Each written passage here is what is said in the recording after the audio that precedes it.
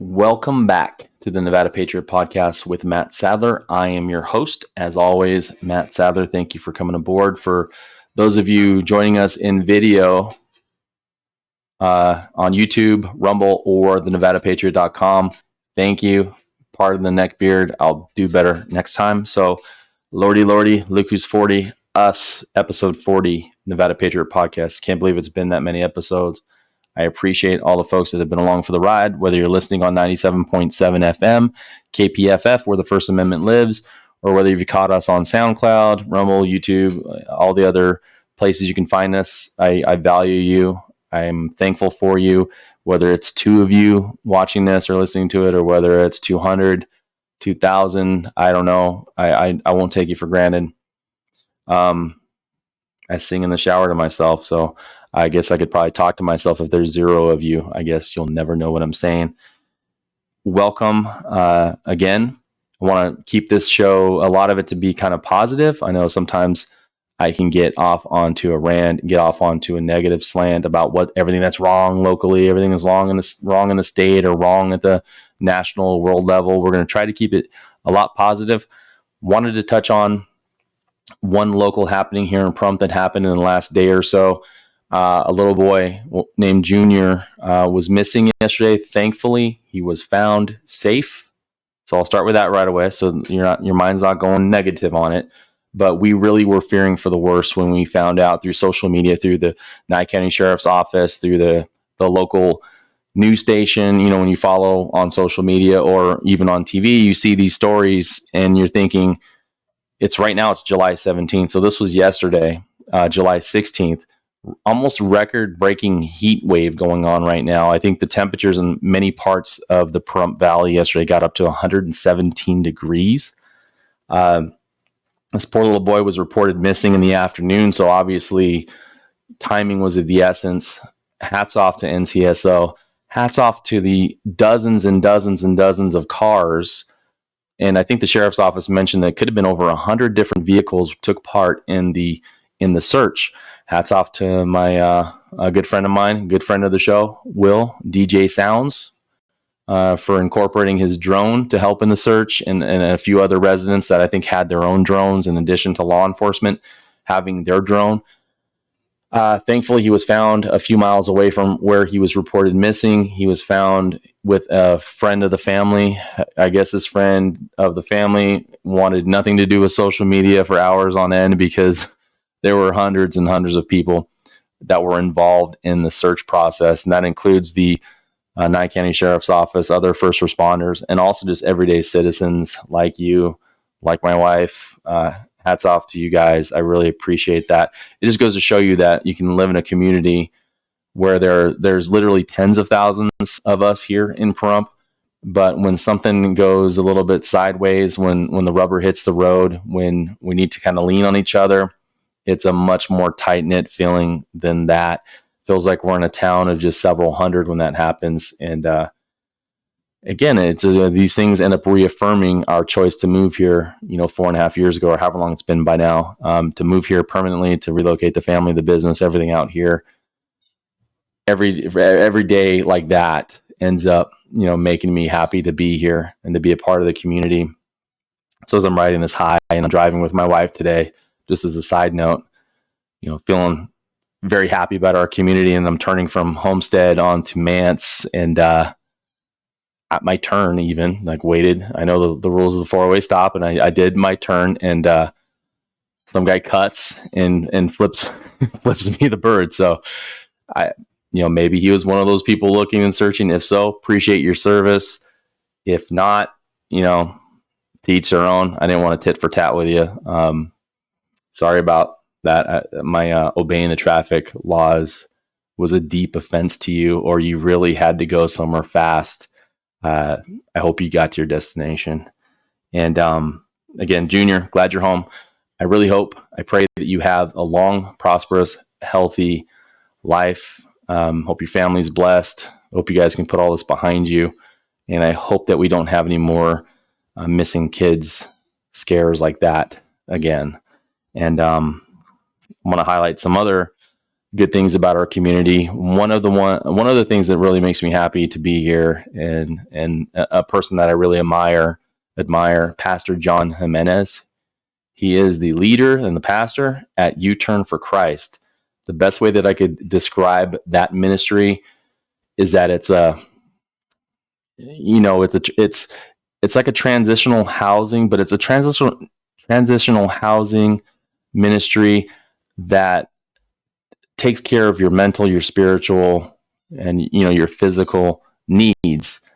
Gives you accountability, gives you a safe place, gives you camaraderie with other folks. It puts people around you that really care about your success. And I think Pahrump is a much better place thanks to Pastor John Jimenez and U-Turn for Christ. As a side note, or actually as the big note on this, U-Turn for Christ holds church services every Friday at 7 p.m. I don't have the address offhand. It's the brick red two-story building on Homestead, kind of in between Game Bird and Highway 160, to put it broadly. It's pretty close to technically between Dandelion and 160 on Homestead. It would be great if you showed up. You'll hear the word of God. You'll get to fellowship with other Christians, and you will oftentimes be fed. So hope to see you. If not this Friday, it's every Friday until further notice at 7 p.m. Show up early. You'll see me there, probably hogging up one of the rows with my family. Plenty of room, though. In fact, a neat thing is that the ministry is now putting out more chairs, more places to sit, just with expectancy, with the hope, and also the faith that butts are going to start filling seats over there, and that place is gonna really build up, and I hope it does, and I know it will. I'll put it that way. So again, I'm Pastor John Jimenez.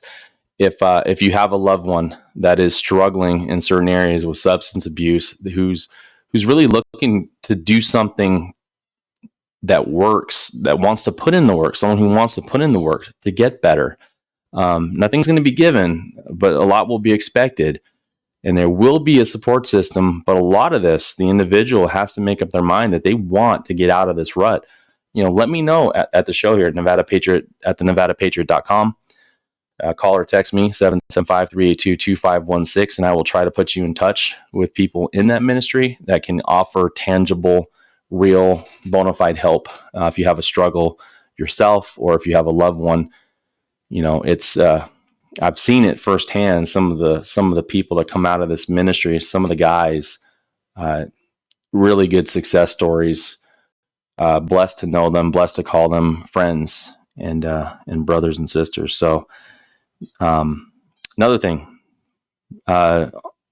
pivoting to politics now, away from the spiritual and into the political, which oftentimes, I hate to say it, there's a lot of overlap. I'm a Christian, but I understand that with that comes certain duties, certain rights and responsibilities to be involved in the political realm. We have to be a force for good.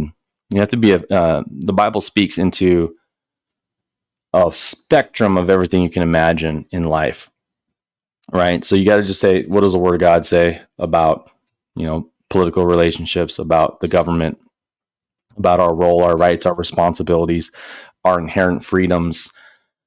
It says a lot, actually. So GCON, Grassroots Conservatives of Nevada, is a group that meets every fourth Monday at the Bell Bonds office, 6 p.m. The address is 41 North Highway 160, basically the corner of a basin in 160 near Home Depot. It's a parking lot that's kind of inside of the parking lot of Home Depot, directly across from the park. It's a little office like little shopping mall. We're smack dab in the middle of it. I think there's about 10 units, and we're unit number 5. So hopefully we would see you there one of these fourth Mondays. It's some of the exciting stuff we do. We're our main purpose, my heart for this group when I first started kind of writing the bylaws, a charter for the group, the vision of the group, it was going to be to come alongside of, to help vet, to help support, and to help make viable good, solid conservative candidates, so that they don't have to worry about necessarily going out and raising tens of thousands of dollars to become viable. By giving them a network, a support system, advice, access to different workshops or opportunities to really become a viable candidate. So many people, including me for many years before I decided to run, I kind of had that on my heart, but then it's like, well, how do I jump in? I don't have a support system. I'm not independently wealthy. I don't want to be knocking on doors, begging for money, different concerns like that, because, running a campaign when you're trying to market to sometimes tens of thousands or even hundreds of thousands of people, that doesn't come free. There's a price to that, but it's not always about having the most money. It's about having enough money to get your message out, so that people will know you, know your name, know what you stand for, and hopefully vote for you. Because I'm telling you, the definition of insanity, right? Doing the same thing over and over and over again and expecting a different result. That oftentimes is exactly what's going on in our community. So often people come together and they want all this change. They want change. And this is happening with a circle of people that I know. And it's like they're going back to that trough. It's almost like a dog barfing, walking around the corner real quick, spinning around, chasing his tail, and then going back and eating the same barf he just let loose. How can you expect to have any substantive change if you want to go back to the same patterns or be hoodwinked in the same way with phony conservatives? If you're going to call yourself a conservative, if you're going to call yourself a conservative Republican or any other party, your actions have to match what you're saying, because it's frustrating, to say the least, when you're trying really hard in a group of people to articulate a point of view and they kind of they don't hear it. I don't know what it is. What I found in life is your attitude changes once you get near the juice, and I'll explain what that means. I could be a kid like I was, working in fast food or as a janitor, making barely above minimum wage like I did, but I like those jobs. And then looking at kids my age that got the valet jobs at, the Mirage or some other hotel, making probably after tips like 4 times more than me, right? And of course, with me working this job, I could talk lots of trash and be like, oh, that's so terrible. They just get juiced in. The guy doesn't even know how to drive stick. And, he must know somebody. His uncle must be a pit boss or whatever. And then all of a sudden, maybe someone might say, hey, Matt, you want a job at the Bellagio? And then all of a sudden my attitude would change, right? Because now I'm part of the clique. I'm in the group, right? I've got access to the juice. And then all of a sudden my mentality might change. But I can tell you right now, I'm no longer a 19-year-old kid. I'm not an 18-year-old, 16-year-old kid starting their first jobs and willing to do and selling myself out or selling out my principles, because I see people doing it now. I see people having all sorts of convictions about something when they're not in the in crowd, but then maybe all of a sudden they get a little access to this person who has a little bit of title, got some prestige. Maybe they're an elected official already.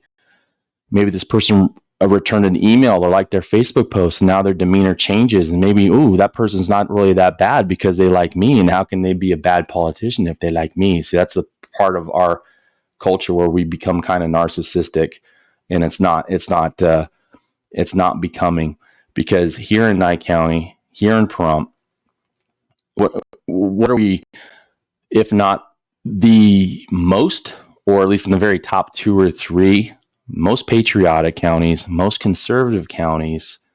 We're a Second Amendment sanctuary county. We deserve our leaders to reflect the core belief system of the electorate. That's me, that's you. We don't deserve just the person who can raise the most money and send out the most postcards and have the biggest billboards,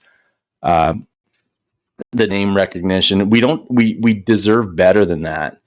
I'm not pointing out any names in particular, but we see what that's like. And I know every community probably struggles with it, in one form or another. But that's primarily why this group, Grassroots Conservatives of Nevada, was formed was to not take out the power of money completely out of politics, but just the emphasis, just the net effect of it. Because I tell you from experience and being outraised in a campaign 7-1 against an incumbent who had much better name recognition than me, generational name recognition, incumbency, and a lot more money. And because of different types of efforts or different ways that we conducted ourselves in a campaign, came very close within easy striking distance of overcoming that. And it was primarily due to some tactics. That was trial and error. Sometimes by accident, you find out what works, what doesn't. But we weren't very formulaic.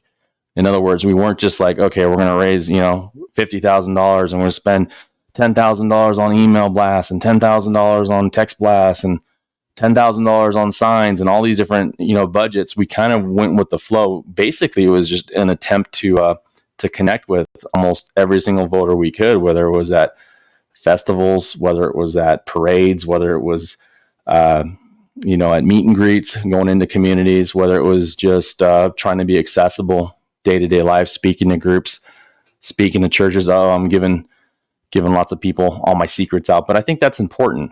For far too long, when I'm talking about speaking in front of church congregations, a lot of religious leaders, a lot of Christian leaders shy away from that. They want to keep a firm separation. And some of this has to do with pressures from IRS or,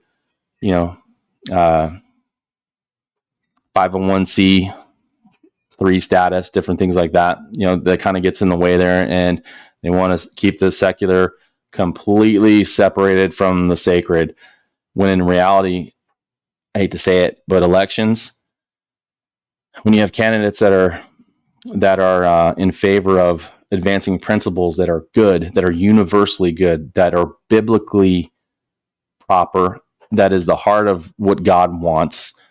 You have candidates that support those issues, or they're against the issues that God hates. And then you got the other side, which is the party of death, the party of massive government control, of stripping the individual's liberties, of making people government dependent. This whole notion in the Bible, and we've all heard it, you don't work, you don't eat. They don't believe that. Don't work, don't worry about eating. We're going to give you enough just to get by and keep you dependent on us. That's their mentality, not biblical, right? But so many Christians that I've talked to, and that you can kind of see how they behave, is that they want to keep this. To me, it's a cop-out more often than not.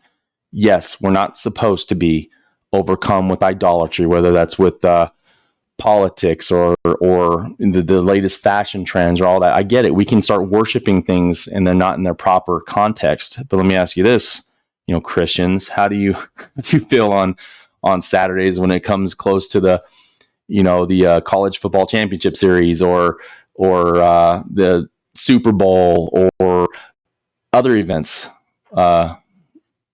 concerts, different things like that it is okay to kind of go gaga over? It's like, what's more important? Is it candidates that advance the principles of justice, of rule of law? Or is it talking about the weather, the latest rankings in college football, college basketball, the NBA, NFL? I mean, Christian men out there, step it up. I've been around so many of you, and oftentimes, like, we're here for a flicker, for we're like a dew on the grass, that just is, it can just evaporate and it's gone by the afternoon. That's how life is. It's fleeting, and we spend so much of our outside time talking about stuff that's just kind of meaningless, that's frivolous, that's just trinkets, really. That's just kind of junky. And I say that as I have the Golden Knights hat here. But anyway, hats off. Gotta love my Golden Knights. I've been a fan, been wanting a pro sports team in my town for a long time. So yeah, I'm going to celebrate this a little bit, but you're not going to hear me talking about the Golden Knights very much after this show, but just thought that I would set that out here to acknowledge them for a little bit at least, and say that good job. You won the Stanley Cup. I may be 80 plus years old by the time they get another chance to do that. I don't know. I don't count my eggs before they're hatched, and just want to ride this championship just for a little bit. But after this week, the hat's off the stage. Okay. So, but getting back to what we're talking about, things that are important in our lives, as Christians, especially, you have to get involved. We look around and even Christian parents that send their kids, say it's a charter school or a public school or what have you. And COVID kind of brought this out in the end. They were kind of surprised as to what was really being taught to their kids. The left does a really good job by inserting just an ounce of truth in their deception. And who is really good at that if you look at the Bible? Yeah, one of the main characters was very good at that. The evil one, right? Satan, oftentimes disguised as an angel of light, inserts a little bit of truth in his deception. The other side does that as well, just so you know. Wasn't sure where I was going with that, but anyway, we're going to kind of move on a little bit anyway, because we're getting caught in the weeds here a little bit. But so again, the GCON meeting, the 24th, 6 p.m. at the Bell Bonds office, 41 North Highway 160, unit number 5. And also we're going to be talking about techniques. There's going to be that we're talking about ballot harvesting. That's an important thing for us Republicans to really get on the ball with. Phone banking, contacting voters, independents, nonpartisans even, in order to win them over toward good, solid, conservative ideals. This group, just so you know, is not a Republican group that I have at the Grassroots Conservatives of Nevada. We have libertarian people represented there, independent American, nonpartisan, as well as Republicans. And I think we've had a Democrat or two walk through the doors. I really invite that. My favorite president, or at least one of them, favorite presidents of all time, Ronald Reagan, was a recovering Democrat. So there's hope for any sound-minded Democrat to make the right decision, understand that party, the Democrat Party, and RFK Jr. is probably going to realize this too, has left a lot of the good, sound, Democrat, principled people. Even sometimes you can call them liberal, and that wasn't always a bad thing, because most liberal Democrats throughout history, until recently, were perfectly fine with the First Amendment, valued the freedom of speech. Now, not so much. Now, the values are compelling speech. We see that a lot.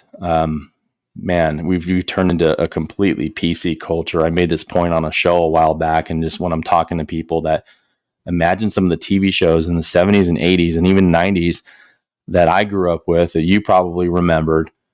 Some of you non-Gen Zers, maybe some of you millennials, Gen Xers, baby boomers, remember those shows? They wouldn't, there would probably be people crying in front of their TVs right now, watching some of these shows. I'm thinking like the characters like Archie Bunker and Al Bundy and different people like that. The group of actors on the set of Cheers, the conversations that they have at that bar and stuff. It's just like, it was almost innocuous, funny, and now Friends even would be considered edgy. Seinfeld, completely edgy. The culture has really done a flip-flop, and the Democrat Party has kind of meandered in that general direction, and then the Republican Party as well, kind of moving in that leftward direction. You see that in Hollywood, sadly, and I'm sure you've heard all the stories right now about movies, a blockbuster Hollywood movie versus another movie that was put out recently. I'm not going to get into the weeds with these two movies, but you probably know what movies I'm talking about, and how one of them, the budget, $300 and something million, or 100, and I don't know, I think it was close to $300 million to make one movie versus another movie that's just, a couple $1 million. And the movie on the low budget is on pace to beat the high budget blockbuster type movie. And I think that's a sign of the times, is that we're having access to more types of media. So there's outlets like this, or on Rumble. I mean, there's people that I follow, like obviously Tucker Carlson, love that guy, Dan Bongino, different podcasters like that. One of our local Southern Nevada people, Johnny Brew, love watching his stuff. He's actually running for vice chair on the last show, we were talking about him running for chair of the Republican Party in Clark County. Since that debate, they've kind of coalesced, and he is now running as a vice chair. Jill Douglas is running as the chair in attempts to unseat the incumbent Jesse Law in the Clark County Republican Party chairman role. The election is actually tomorrow. Today is the 17th, so the election is on the 18th. So maybe by the time you're listening or watching this, we will know the results. And I think Johnny Brew and Jill Douglas have a real shot at advancing and securing that election. That's just my gut feeling. Could be completely wrong, but then again, that's Clark County politics. I'm not as involved with that as I am now with the Nye County Republican Party. So that's going to be really interesting, because whether you love it or you hate it, what goes on in Clark County in the political realm has a massive impact, I mean, in the state of Nevada. The lion's share, the vast lion's share of the population of the entire state all resides in that smaller county, Clark County, in that greater Las Vegas area. So you got Las Vegas, Henderson, and North Las Vegas accounting for the bulk of the population in the entire state. And then you add in other towns like Boulder City, Mesquite, are all involved in that type of an election. So it's got huge ramifications for how the Republican Party is going to be, run in the state. And like I said in the last show, however you view it, if the leadership's not performing and if the primary goal is to secure and win more elections, Republicans advancing and winning in the general election, I think we fell a little bit short. And sadly, that does fall on the leadership many times. I'm not saying that everything's going to be hunky-dory, perfect if there's a change in leadership. Just like in the sports world or the corporate world, sometimes if a CEO is not performing, if a head coach is not performing, they have to move on and replace that head coach.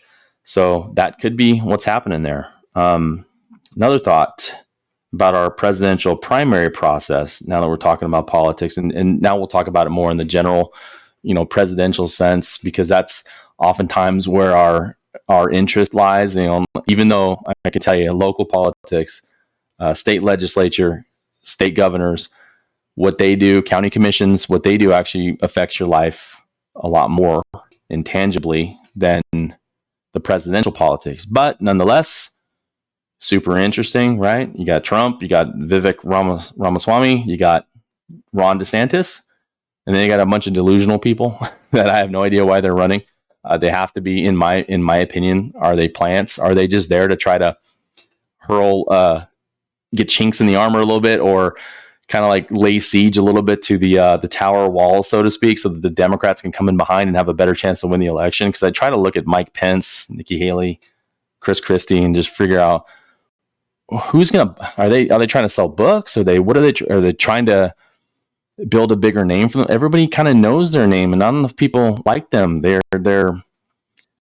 kind of pointless, and especially Mike Pence. I think he has such a small chance of being the president. I think I have a bigger chance of trying out for the Los Angeles Lakers and being the starting point guard this fall, right? I won't tell you how much I weigh. You could probably tell, and TV puts on a couple pounds. So use your imagination. I'm not even 6 feet tall. Do you see that as a possibility?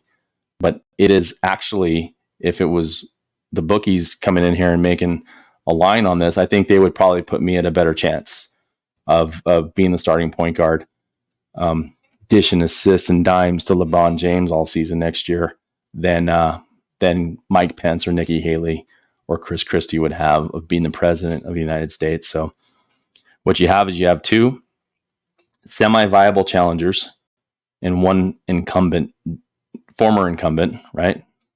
Juggernaut, who obviously is the front runner for the presidential Republican primary here, or the primary season, to be the nominee. That's Donald Trump, and it's hard to argue. He's got the record, right?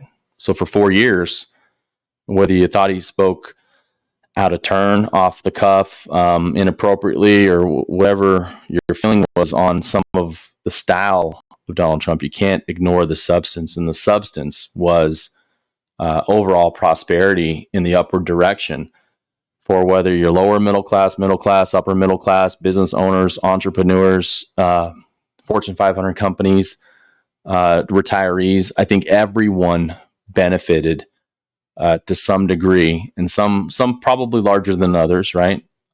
To some degree, their lives are better under Trump. How many of us in any of those categories can say that right now with a straight face? Not a lot.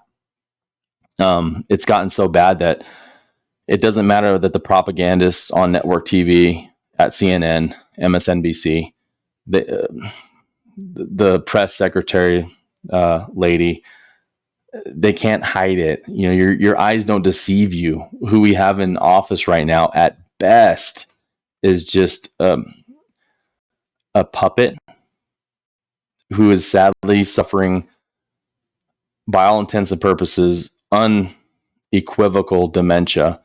And he is the leader of the free world. And then the person right behind him, Kamala Harris. Wow. What, be careful what you wish for if you wish that he would step down, because I think it only gets worse. It gets worse if Kamala gets in there. I promise you that. But I have a feeling that a lot's going to change between now and the general election in 2024. But yeah, I mean, so you got Ron DeSantis and Vivek Ramaswamy. Huge future for both DeSantis and Ramaswamy. I think they're going to be somewhat of the future of the conservative movement. Now, if they would just connect the dots and be able to connect better with the masses, with the populist message of Donald Trump, the ability to relate to the everyday American. I think DeSantis has actually done a lot of that in Florida. And Ramaswamy is obviously a very gifted orator. He's got lots of charisma. He's a super intelligent person. The sky's the limit, probably. It might not be this cycle for those two gentlemen, but man, they're going to be around a long time. So, and with to further that up a little bit, just wanted to have a little bone to pick with what we're doing here in Nevada. I'm not extremely fired up with how we're going to be handling the nominee for the president of the United States. So we're going to have a presidential caucus in the spring, it looks like, prior to our primary. And we're also going to have a primary. And according to my details and what I've gathered, is that the presidential candidates are going to be able to be lobbied for and voted on in both the caucus and then later on in the primary. Only problem is whoever wins that caucus is going to be the nominee. So it wouldn't matter if, say Trump wins the caucus and say DeSantis or Ramaswamy edges Trump out in the primary. Trump will still end up moving on and being the nominee. And there's forces within our own state that are battling to have the caucus be how we select our nominee. And I'm just going to tell you real quick why I think that's unfair. I think it's unfair because there's going to be people disenfranchised. So there could be people that are homebound. There could be elderly folks that can't really go out to a caucus. There's going to be people whose schedules are conflicting. If it's a caucus that takes place on one day versus 14 days of early voting that people are so used to now, they're going to miss their chance to go rally support for their candidate of choice at a caucus here in Southern Nevada. So I think what you're doing is you're narrowing the pool, and in doing so, it's overwhelmingly going to favor Donald Trump. Because I'll level with you. I mean, there's not many people, if they're caucusing for Donald Trump, they would.